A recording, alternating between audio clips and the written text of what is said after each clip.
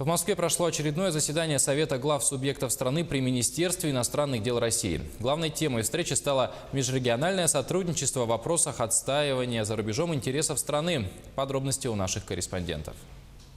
В работе Совета под председательством министра иностранных дел России Сергея Лаврова приняли участие главы и представители администрации субъектов России, депутаты Госдумы Федерального собрания России, руководящие работники федеральных органов исполнительной власти. В повестке дня обсуждение межрегионального сотрудничества в отстаивании за рубежом российских интересов. Межрегиональные связи позволяют вести прямой диалог с широким спектром представителей зарубежной общественности.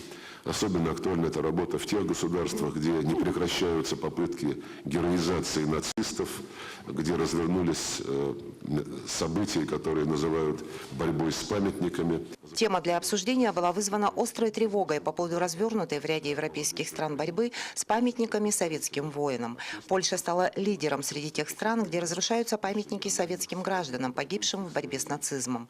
Сергей Лавров высказал категорическое несогласие с уничтожением советских памятников в этой стране. Назрела необходимость усиления объективного освещения роли советского народа в борьбе с фашизмом, отметил глава МИД.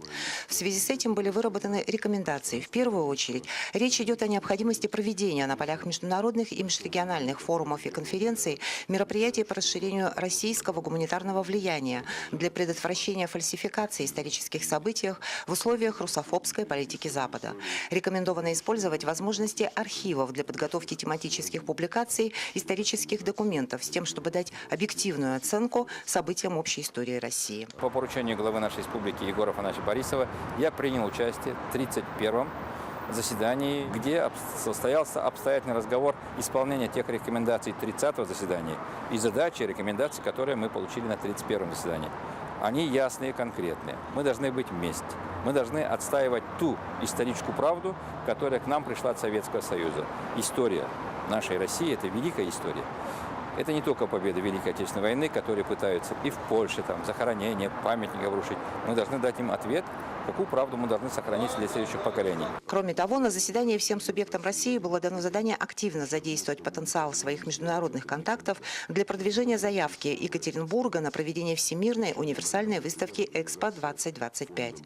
По итогам заседания Совет утвердил эти рекомендации. Татьяна Черемкина, Олег Южилкин, Москва.